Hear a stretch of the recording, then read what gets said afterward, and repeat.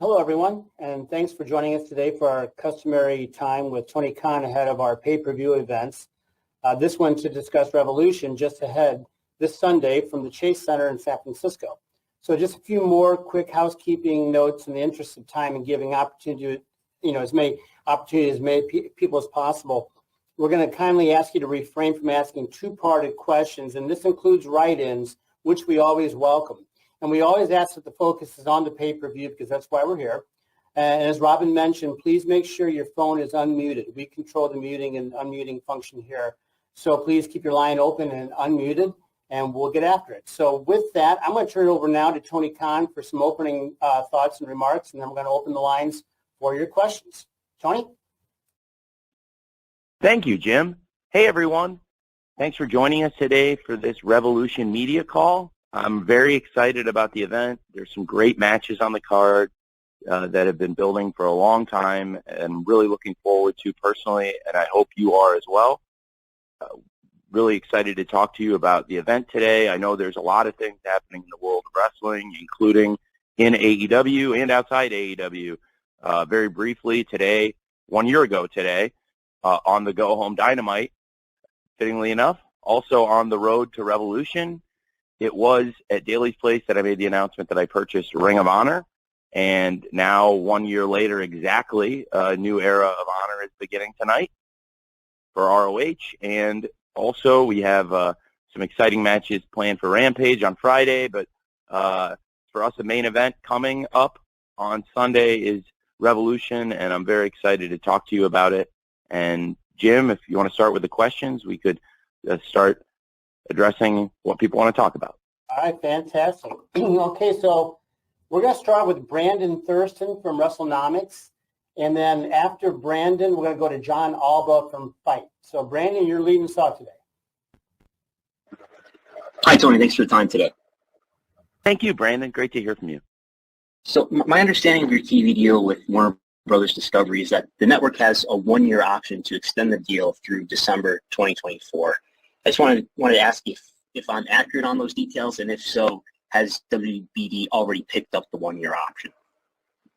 It's a fair question to ask. I have avoided commenting on the specifics of our TV deal for legal reasons. It's not because I don't like answering people's questions or because I'm not a fun guy. It's because I am responsible for the jobs and livelihoods of a lot of people and their families.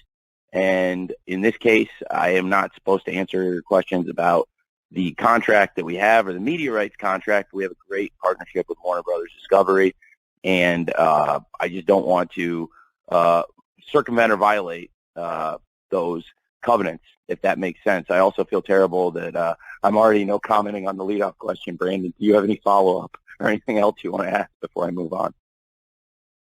Sure, I have a second one. Could you explain to us your strategy around house shows? Do you think house shows can be run profitably? And if not, what are the benefits that offset the costs? Thank you very much. I really appreciate the work you do, and I really appreciate you asking a question I can answer. Yes, I have a lot of thoughts on that. When we launched, we had a much smaller roster, and what we've done as the business model from the beginning is that we are a TV wrestling promotion, and the bulk of the revenue and the vast majority of the dates here will be filled by TV wrestling or streaming or pay-per-view specials. And with the rosters expanded, we have more availability, more dates on people, and also I do believe there's the ability to run house shows profitably, but I do think it's very, very challenging to make money on a house show as we're seeing, and that's why we're learning the economics of it. We're trying to build that division up slowly to where we can do regular house shows and do more of them. But right now, it's kind of a stick and move situation. We're in the process of developing more house shows to follow up on House Rules in Ohio on March 18th in Troy, Ohio. We're all excited about that, and we're benchmarking that. I think by giving ourselves some downside protection in terms of having some built-in revenue on these shows, it's our best opportunity to lock in profitability and guarantee those will be worthwhile events. And there's a lot of people that want to work on them. There's people I've never asked to work on them that are already asking what's going on with them, so those probably won't be the people I'll be chasing down as much to work them. But I have a big group of people that really do want to work on them, and I think it's the kind of thing I want to utilize, to the benefit of the roster, because the vast majority of the roster has made it clear that this is something they do want, house shows, and most people are chasing me down that they do want to work on the house show. So I'm very excited about that, and I think as we come out of Revolution, that'll be something very exciting for us that we have House Rules coming not long after this huge pay-per-view. Thanks very much, Brandon, for your questions. Thanks, Brandon. Okay, as promised, I'm going to go to John Alva from Fight, and John is going to be followed by a write-in from Mike Johnson of PW Insider. John, your line is open. Thank you, Jim. Tony, always great to chat with you, especially before the pay-per-view here. Last night, you guys had a really intense segment to end the show between MJF and Bryan Danielson, and I'm someone who regularly follows Brandon Thurston's breakdowns of AEW television, and show structure has always been something I've been very fascinated in. I would love to know what your philosophy is in putting these shows together, especially in the lead up to a pay-per-view. This was one of the very few times in the last month or so that Bryan Danielson or MJF were actually in the main event segment. So how do you go about setting that structure for your shows, especially leading into a big blow-off at the pay-per-view? It's a great question. And it has been a mixture of trying to feature all of the prominent stories, most or many of which are featured in this pay-per-view Revolution on Sunday. And in doing so, trying to slot things in the show in a way that would do a favorable TV rating, and taking what has happened in prior weeks, trying to learn from that and do a better job the following week. I know that last week was the best we've done in a very long time on ratings, and one of our real high benchmark results, I really believe. I think it was tremendous for us to have not only our best audience, our biggest audience, and our biggest number in the 18 to 49 demographic of all of 2023, but also it was our biggest audience since the 3-year anniversary show of Dynamite on October 5th, I believe, and also the highest number in the key 18 to 49 ratings demographic that we've had since AEW Grand Slam on September 21st. Those are two of the most important shows on the annual calendar, and last week was a great episode, but it was also some people thought it wasn't the most stacked up card of main event matches. It wasn't a special super card edition necessarily. It was a strong card, I thought, and strong stories, and I thought it showed that a lot of what we've been doing has been working, and there was a lot of interest in a number of the stories, including MJF and Bryan Danielson. A lot of their stuff has been in prominent positions in the show, but as you mentioned, not always at the end of the show. And in this case, leading into the pay-per-view, I thought that was appropriate, but also I've tried to put them in positions where they would have the best chance to get the biggest audience while balancing out what would be in the main event segments. Last week was a great example, I think, of a pretty steady ratings pattern throughout the show.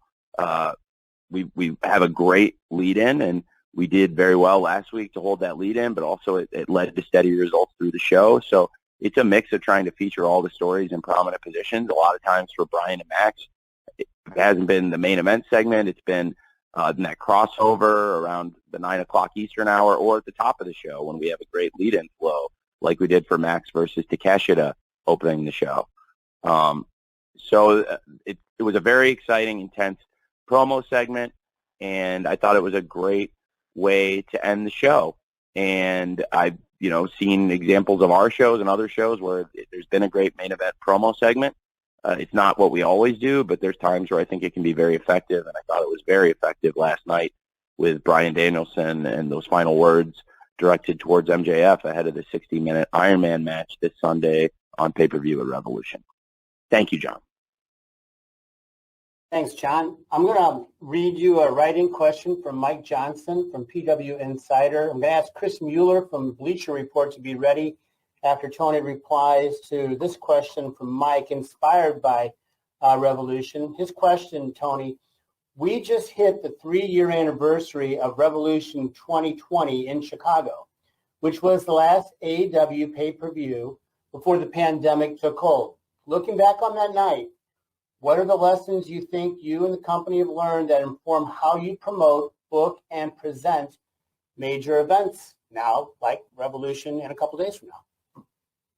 It was one of the most important events we've ever done. I learned a lot from it, and a lot in wrestling has changed, and I'm really glad this question came up.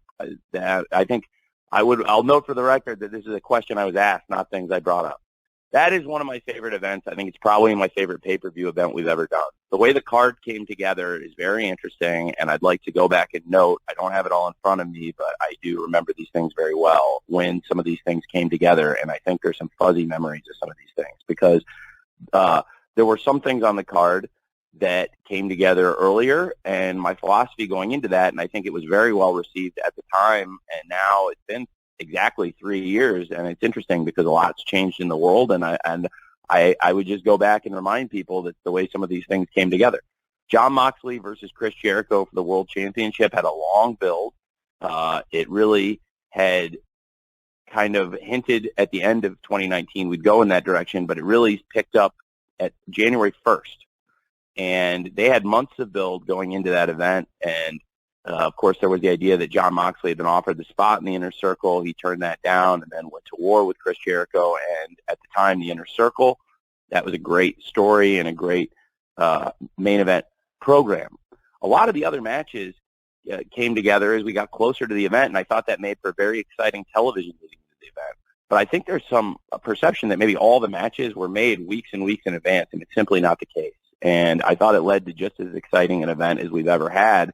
And Jericho and Moxley had months of build, as the world title match in this case has had months of build as MJF versus the American Dragon, Bryan Danielson, for the World Championship is something that we had started to develop late last year and has been building up for months as a huge World Championship program, and I'm every bit as excited for that. And in addition, we have right now Jon Moxley versus Hangman Page, which is a story that really goes back even further to Hangman Page winning the Grand Slam Golden Ticket Battle Royale at Arthur Ashe Stadium in September and taking a shot at the World Championship in Cincinnati against Jon Moxley in his hometown in what became one of the most real-life scary situations we've ever had at AEW. We were all very concerned when Hangman got knocked out and had to go to the hospital that night. And I'll never forget going to talk to Hangman that night and just being so relieved and seeing him smiling and that he was okay, given how scared we were when we stretchered him out of there. And to think now, here we are, this thing's come full circle. It's one of the most exciting programs in wrestling. I thought that last week to John, I'm sorry to go back to your question, John Alba, I'm not answering that question now, but, last week, the main event segment, as I think about it, answering your previous question, we had MJF and Bryan Danielson this week in an exciting segment. I really liked how we closed the show last week also to address the Jon Moxley versus Hangman Page program, which is, again, something that's been building for months. I would equate those two programs at the time as the key programs that had months of development that the shows had largely been built around. It was a similar situation there where, you had at the time, you had Jon Moxley versus Chris Jericho and Cody Rhodes versus MJF were programs that had months of build behind them, and I think were really red hot going into the pay-per-view, and I felt that way, these past few weeks about MJF versus Bryan Danielson in the 60-minute Iron Man match for the World Championship and about Jon Moxley versus Hangman Page for the World Championship. Other great matches on the show did not come together until the last 2 weeks, and it was actually the week before the pay-per-view in Atlanta where the Young Bucks won the Tag Team Battle Royale to confirm Young Bucks versus Kenny and Hangman, and we only had 1 week of real TV getting into it, but it was obviously a story that people knew was coming for a long time. With the tag teams going into the full tag team four-way now, this year it's a little bit different because, yes, again, it's coming together close to the event, but similar to Young Bucks versus Hangman and Kenny. It's a very, very different kind of wrestling match. I'm not trying to compare it at all. It was two babyface teams that had a lot of history with each other. This is completely different because you have arguably four of the most popular wrestlers in AEW with the Acclaimed and Orange Cassidy and Danhausen and the Guns and Jarrett and Lethal. And it'll be a completely different match. I'm not saying it'll be the same thing or it's apples and oranges, completely different situation. But the two World Tag Team Championship programs, they were both kind of things that were developing on TV and had stakes that were still in play up until the final weeks. You had Darby Allin made his return in Atlanta the week before the pay-per-view. So that is another match that got announced the week before the pay-per-view, about 10 days out. And people had been really waiting, and that was the right time to bring Darby back for the biggest pop following the Jon Moxley-Jeff Cobb match. I would also like to note that I'm doing all this off the top of my head right now. And the Jon Moxley versus Jeff Cobb match, after that, there was the attack from Chris Jericho. We turned the lights out. Darby came back for his match against Sammy, which, again, got announced pretty close to the pay-per-view.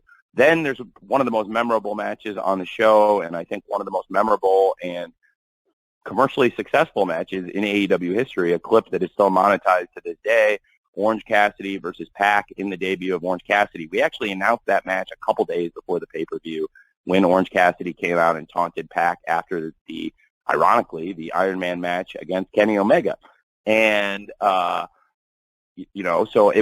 there were some of the things coming together on the weeks leading into the television that were the perfect timing. There were some of the things that had been building for months that people were excited about, and I think that's a winning formula. And I've tried as best I can. I always say I don't have a time machine, so I can't go back and change the things that I would change, or I would change things every single day of my life. But I do think there's matches on top that people are really, really excited about on this show, and I'm very excited for it myself.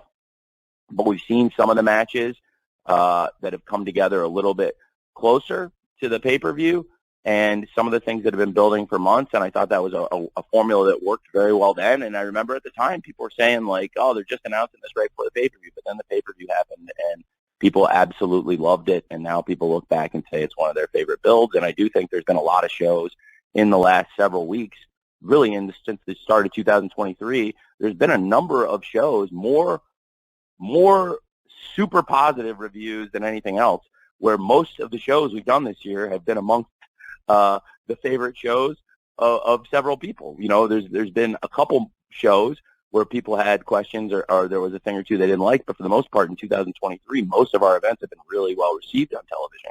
So I think it's been very positive. I think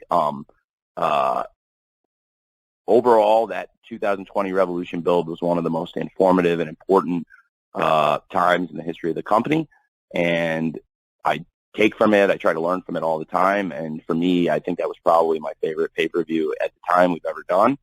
And of course, it was challenging to go into the pandemic after that, but now it's great to be back on the road every single week, and certainly that event in Chicago 3 years ago today, or 3 years ago yesterday, I guess, would mark one of the most important nights in AEW history. Thanks, Mike. Thank you, Mike. Chris Mueller from Bleacher Report, you are next. I'd like to ask Amy Nemedy from WrestleJoy to be ready after Chris. Chris, go. Hi, Tony. So with ROH relaunching tonight, one thing I noticed is that the Revolution card does not include any Ring of Honor title matches as of right now. So moving forward, are you planning on drawing a clearer line between Ring of Honor and AEW, or can we still expect to see a fair amount of crossover on both shows? It's a good question, but I don't think there's been any crossover since Final Battle. And to be fair, I think there's people here that were not on my Final Battle media call, but I made it pretty clear going into Final Battle that some of the wrestlers who are featured in each company would cross over, but really that as far as Ring of Honor championships and Ring of Honor stories being featured on AEW, the goal was for that to go through Final Battle, and then I wouldn't really be doing much of that, and then those things would be moving to the Ring of Honor platforms. There was a transitional period where there have been a number of Ring of Honor championship defenses on AEW Dark and Elevation in recent months. There have been virtually none on AEW television since Claudio versus Jericho, and that program ended because I think the Ocho, there were a lot of great matches in the Ocho with Chris Jericho, and that was an important thing for us to feature in AEW at the time, I felt. And there was, whether it was Jericho versus Ishii, Jericho versus Bandito, and Jericho versus Danielson, there were a number of times where those were important matches to AEW's TV. But then coming out of Final Battle, I had said that we would not be crossing streams as much anymore.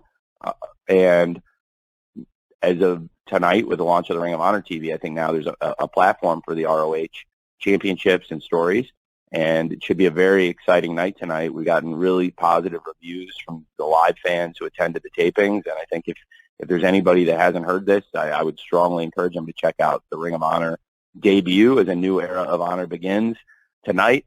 But yeah, just, that's something I have been trying to do for months, and I think a lot of people have taken notice of it, and it's been mostly received pretty positively, and that's why it's been that way for a couple months. Thanks, man. Okay. Amy Nebedy from WrestleJoy, you're up next, and after that, I'm going to follow Amy with a write-in from Max Everett from Sportskeeda. Amy? Great. Hi, Tony Khan. It's great to talk to you. Hey. So I wanted to talk about the Women's Triple Threat Championship match at Revolution. We have Jamie Hayter, who's an incredible fighting champion, banger matches, crowd loves her. Saraya, she's a pioneer of women's wrestling, the whole evolution that came from that. And Ruby Soho, who's beloved across her entire career, one of the best entrances in wrestling, her iconic street fight moment. Everybody's coming into this match on a huge high, especially in AEW. I wanted to ask what your thoughts were on each of the competitors, as well as how they represent the locker room in this AEW Originals / the Outsiders, so to speak, divide. Thank you. Thank you. It's a great question, and I'm looking forward to the three-way match for the Women's World Championship this Sunday on pay-per-view at AEW Revolution. I think, as you said, each of them represents a very different history in pro wrestling and in particular in AEW, and each of them has a very different perception among the locker room. I'm probably not the best person to speak of how people are perceived in the locker room, but I can speak to what I know to be a fact and what I think.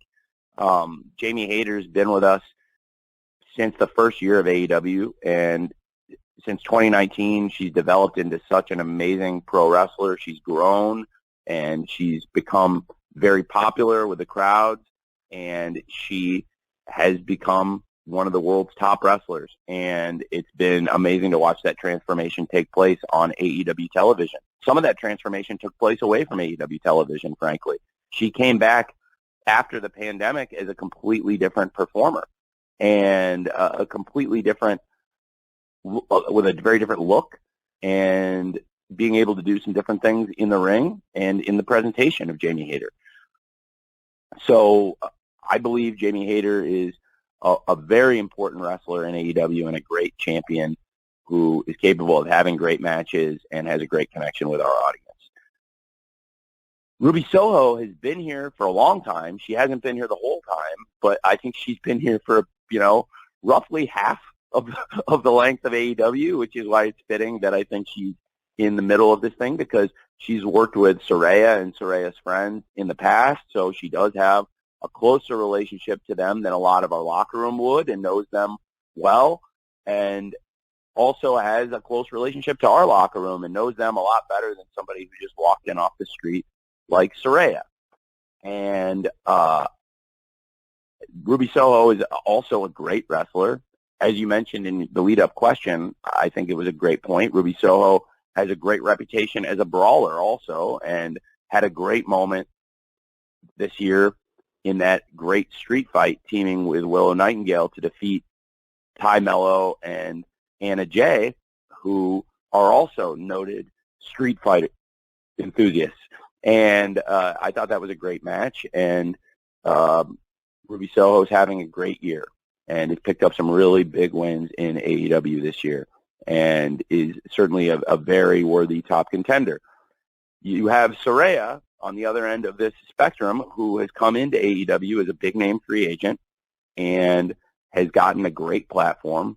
I personally like Saraya a lot. I think a lot of the lifeblood day one AEW fans did not take kindly to the way Saraya tried to endear herself to the crowd. And to be fair, that's one of the things that happens in AEW when people have the chance to use their own words, because I think we had good talks about bullet points and about building up Saraya versus Britt Baker, but I believe some of the things in the lead up to that match that Saraya said really endeared the fans to Britt more than her.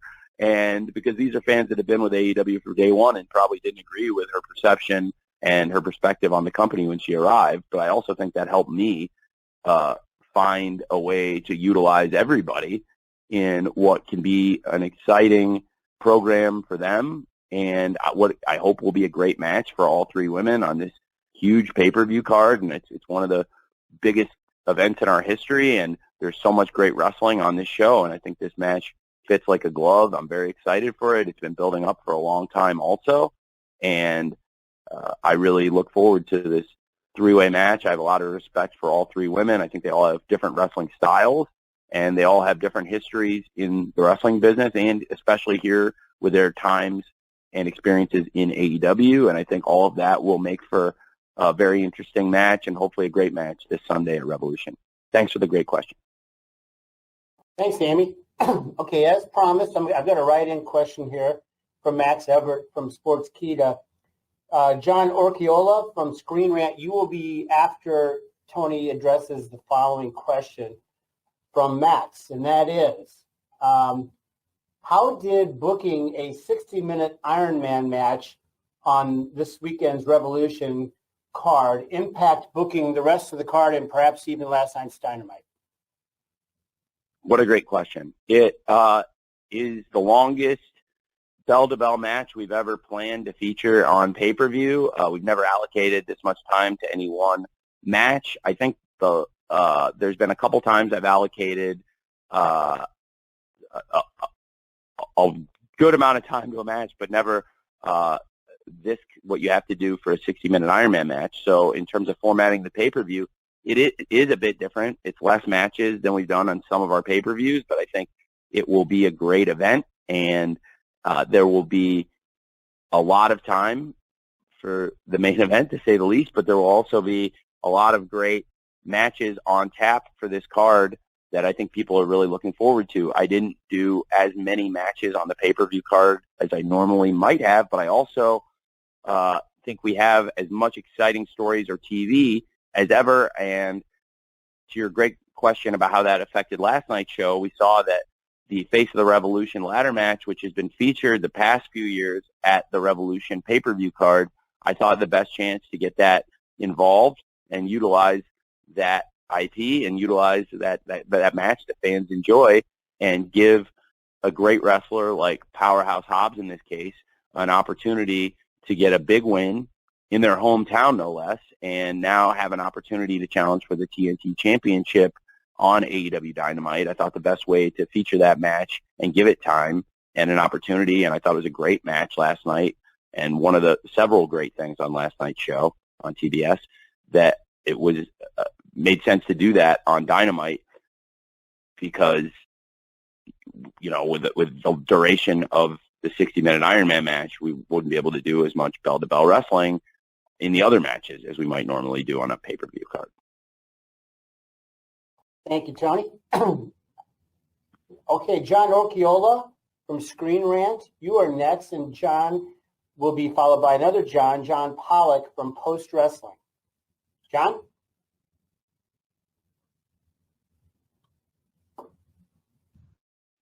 John, you're muted.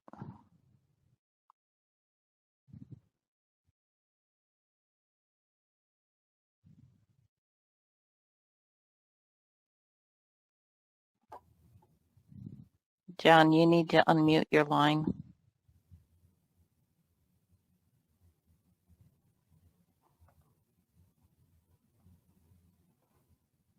Robin, can we go to John Pollock in the meantime? John, if you're ready, John Pollock, and we can try John Orchiola after that. Doable? Oh, sorry. This is John Pearson, but I can ask my question if you want. John, who are you with? I'm with Triple Threat, not Screen Rant. Go ahead and proceed. Thank you. Thank you, Tony, for taking my question here. It is on Ricky Starks. Ricky has been placed in some pretty big programs as of late, and it seems like his star power, both in the company and online, is growing. What kind of confidence do you have for him to be one of the figureheads of the company going forward? I think Ricky Starks is a great wrestler. I've had a great feeling about him since he arrived in AEW, and I really enjoy working with him.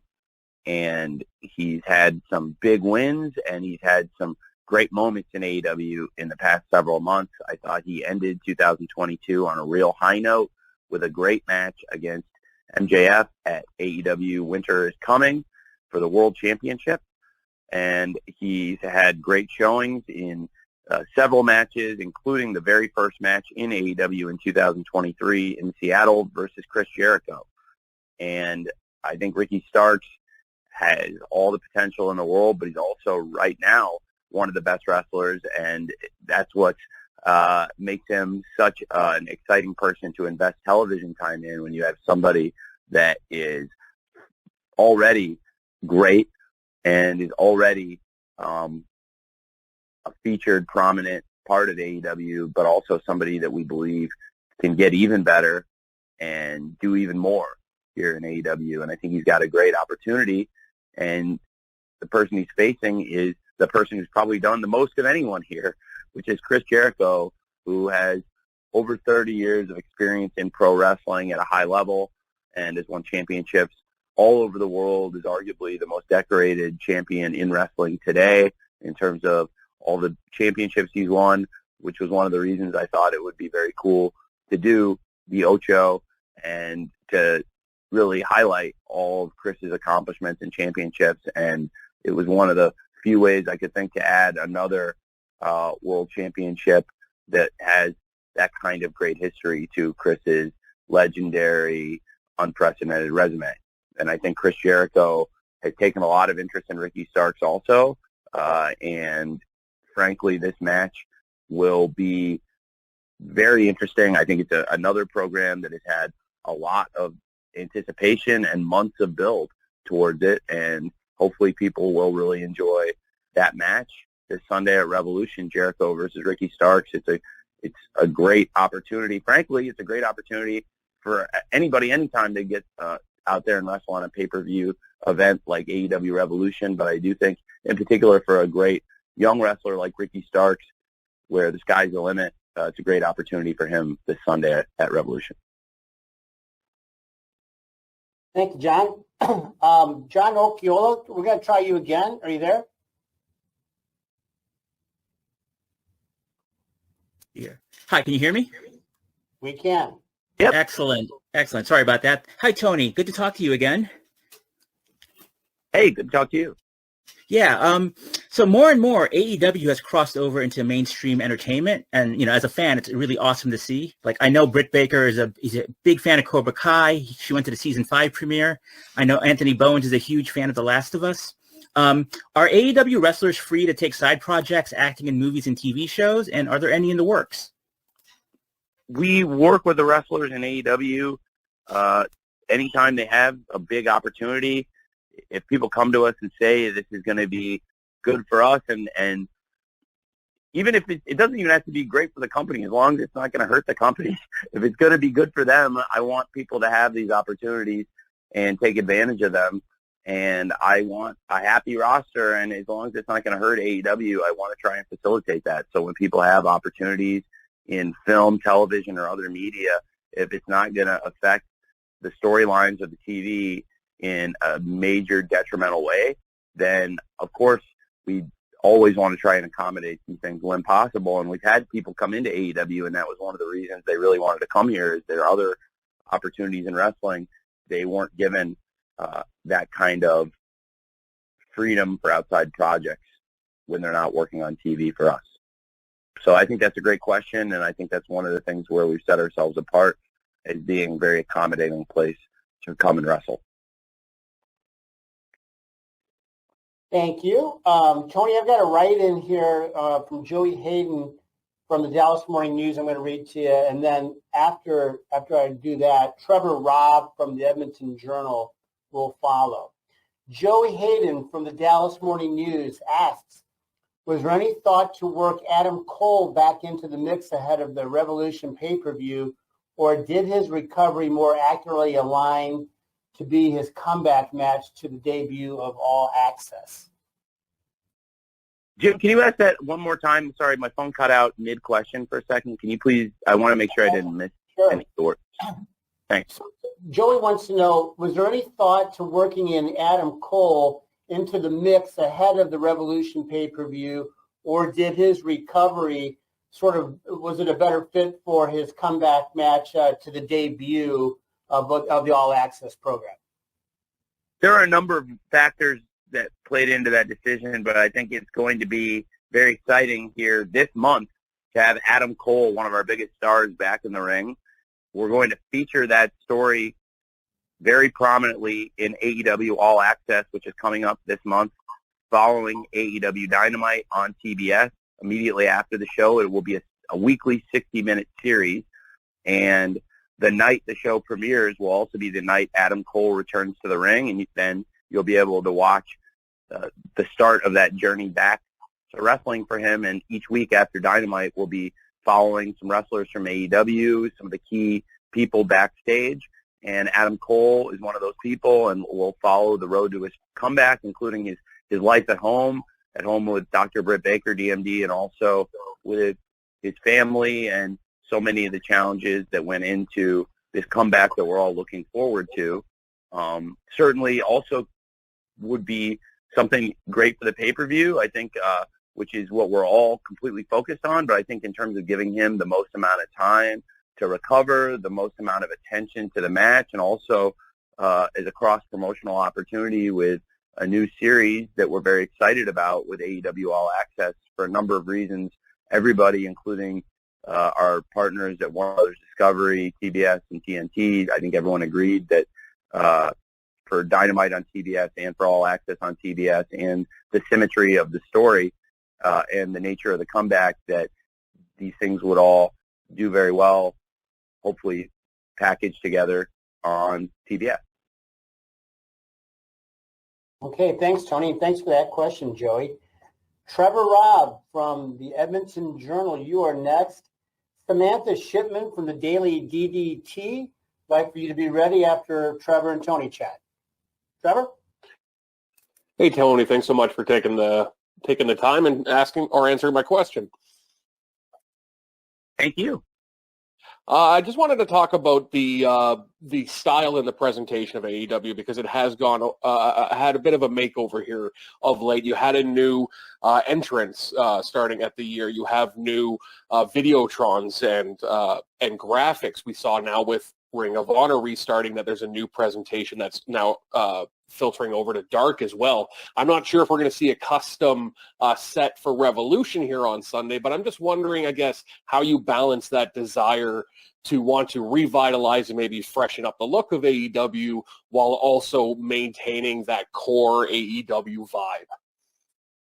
Well, at the start of 2023, we wanted to update our look on TV and streaming, and so our arena set and some of the graphics packages were updated with a new look, and I think it's been very well received, and I think it was a good change for us, and I really like the new look. In addition, our set at Universal Studios and our digital look, where we've got AEW Dark filming, and also where Ring of Honor's weekly series is now filmed, that was an important project for us, and I think that was very successful. The crew did a great job updating that look and adding seating capacity, but also improving the look with new video signage and an updated look of that presentation that I think has been very, very good. So it's something that we don't want to make those kind of changes constantly, and do want to settle on a look and want to keep the look of AEW consistent, but also find ways to freshen up the presentation when we can. So I think this year those changes have mostly been well received. So that's a good sign that we'll stick with them. Thanks, and I think in general, though, it's a great question, and it's the kind of thing we can plan to follow. And I don't think there's a set time for the next time we would make changes, but I think this was a great refresh, and now we have a great look for 2023. Thank you. Thanks, Trevor.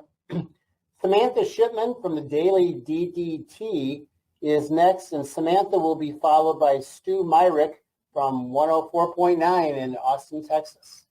Samantha? Hi, Tony. Hi.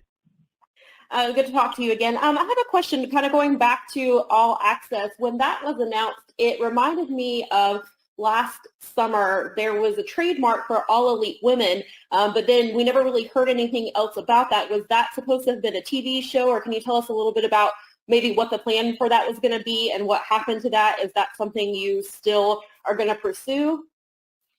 Yeah, I would love to have that show be a show that gets picked up. I think it is an idea I had for a show, and it's something I would love to do, is All Elite Women, and that's why I filed the trademark, because I think it's a good idea. And we have a great women's roster, and I love to utilize them as much as possible.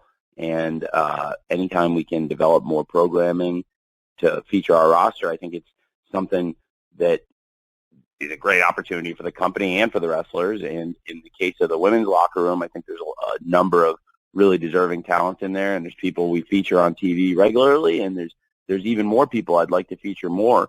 So that was the idea behind All Elite Women. That's still an idea I think would be a great thing if it ever gets picked up. Thanks for asking. Thanks, Samantha. Stu Myrick from 104.9 in Austin is next, and I will follow Stu with a write-in question from Ella J. from A Wrestling Gal. Stu? Great. Tony, thanks for the time. It was great to see you during Super Bowl week in Phoenix. Someone that looks like won't be involved in Revolution, Eddie Kingston, who on AEW social media seemingly quit. Have you talked to Eddie since last night? Can you address this in any form or fashion? Yeah, I have talked to Eddie since last night, and I would encourage people to stay tuned to pro wrestling. Stay tuned to AEW and other forms of pro wrestling. Of course, there's a lot of exciting things happening in the sport, in AEW and also in our metaverse of pro wrestling, including New Japan, and of course tonight the launch of the new Ring of Honor. So a lot of exciting things happening, and I have had a chance to talk to Eddie about that, and I'd say stay tuned to the wrestling business, and then you'll see what happens next. Thanks, Stu. Okay, Stu, we appreciate that. Okay, here's the question from Ella J. from A Wrestling Gal, and Ella will be followed by Bill Pritchard from WrestleZone. Ella has this question for you, Tony. AEW Revolution will hold the first 60-minute Iron match in company history. Why do you feel that now is the time to have this type of match? Well, I think it's the right time and it's the right match. MJF versus the American Dragon Bryan Danielson in a 60-minute Iron Man match for the AEW World Championship this Sunday at Revolution, because it is the ultimate test of a pro wrestler's stamina, their strength, conditioning, and their creativity. And I think these are two wrestlers that have all of the physical and all of the mental tools to put together an incredible 60-minute Iron Man match. And I think it's something that for the fans of pro wrestling, this is a great pay-per-view main event in my mind, because you know you're going to get this value.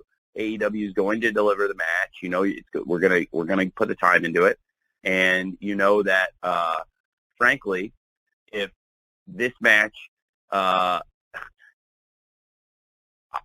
months and months, I think people would love to see any kind of Bryan Danielson versus MJF match. The story's been building, and I think a one-on-one, one-fall match would be very exciting, and I think people would really look forward to it, and it would be a great pay-per-view event. I think it adds that much more to this as a hook, knowing that it's going to be a 60-minute Iron Man match. We've never had a 60-minute Iron Man match before, and, you know, the first 30-minute Iron Man match I referenced earlier on the call was on the road to Revolution, actually on the go-home television in Kansas City 3 years ago this week. And that was an amazing match. And to think that we're going to go twice as long in this match, it is crazy to think. And I thought that was a great value for the fans to get that match on TV. You don't normally get things like that on TV. At least you didn't when we launched. And now there's so much great wrestling, largely on AEW TV every week. And I believe the nature of the match, the duration, the rules, the structure and the format, it all lends itself to a classic. And I believe MJF and Bryan Danielson are capable of having that classic match. And over the months since Bryan Danielson won the championship since MJF won the championship under questionable circumstances at Full Gear, utilizing Bryan Danielson's mentor, Lord William Regal, in his pursuits, and then cast Lord Regal aside, I think the story has continued to build, and now it's become such a personal and intense rivalry between the two men that I personally cannot wait to see them share the ring. And the thought of them sharing the ring for 60 minutes this Sunday gets me very excited as a wrestling fan. So that was the idea behind it, and hopefully it's getting people excited as we get towards the pay-per-view. It seems like a lot of people are looking forward to it. Thanks for the great question. Yeah, indeed. Thanks, Ella. We got about 10 minutes to go, so let's do a little lightning round here. We're going to try to get 3 or 4 more in. Bill Pritchard from WrestleZone, you are next, and we're going to follow Bill with Will Washington from Grapsity. Go, Bill.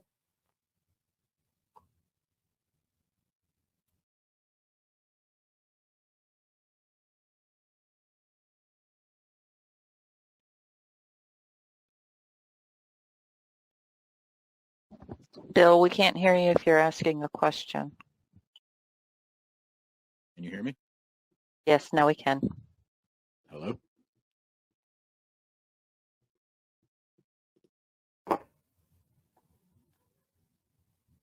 Bill, can you hear us?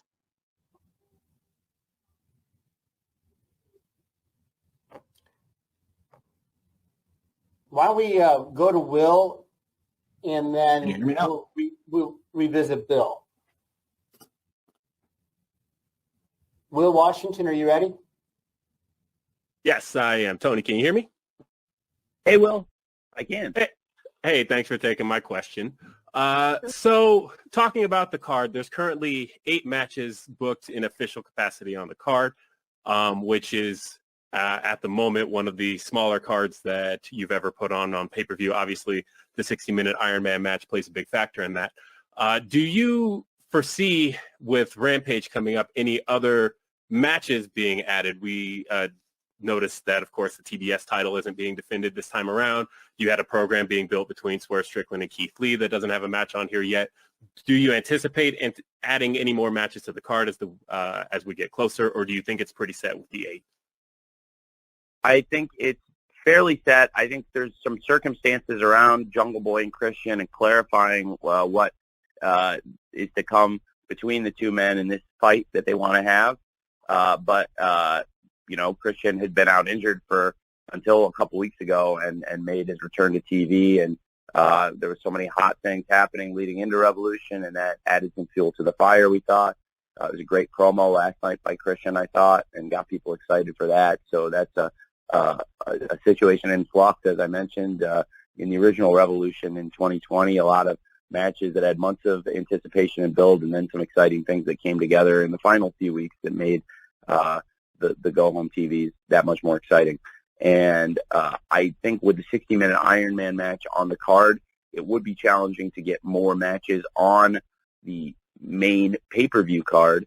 But I do think there is potential. We still haven't announced anything for the pre-show. There's still potential there, but I do think in general the 8 matches on the pay-per-view card, given the 60-minute Iron Man match, makes sense in the formatting. So that's probably what we'll end up with, is my instinct.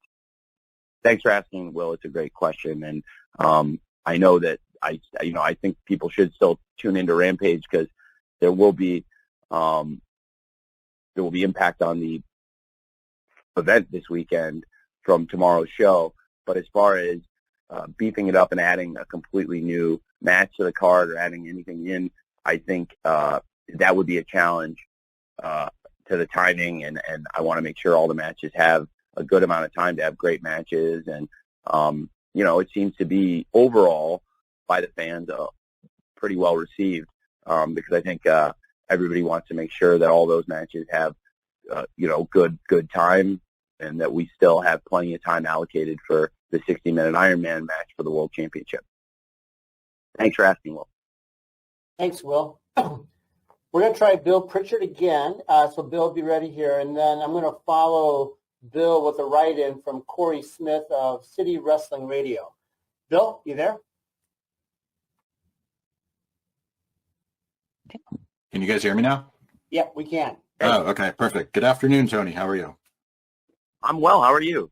I'm good now that I got on and worked out my tech issues. Good. What's your question? A few weeks ago, you were on the Baby Huey show talking about how, and this kind of goes along with Will's question, about how you weren't going to try to stuff too much into the Revolution card because of the Iron Man match. But how do you feel about the perception that your pay-per-view cards are running too long? And I want, before you answer, note that most of the original cards for a few years had single-digit match counts on them. It really wasn't until the past few months that it started to go over double digits. So, and this is sitting at 8 right now. So how do you kind of feel about that perception that the cards are running too long, or you're trying to put too many matches on one show? Well, the cards have been, other than Double or Nothing 2022, because that was a unique situation with the NBA having a Game 7 on the night of our pay-per-view that we didn't know that series was going to go 7 games, and it's very unlikely in general that series do go 7 games. So I planned a little bit differently and put a lot of the meat of the card right after the game, and that did seem to serve us well because that was the most in-show late buys we've ever done for a pay-per-view. And so I do think that was an effective business strategy. And on the West Coast, certainly it didn't hurt the energy of the show at all, because the energy for the last 3 matches was probably the best energy in the entire show. For Anarchy in the Arena, the World Tag Team Championship match, and the World Championship match.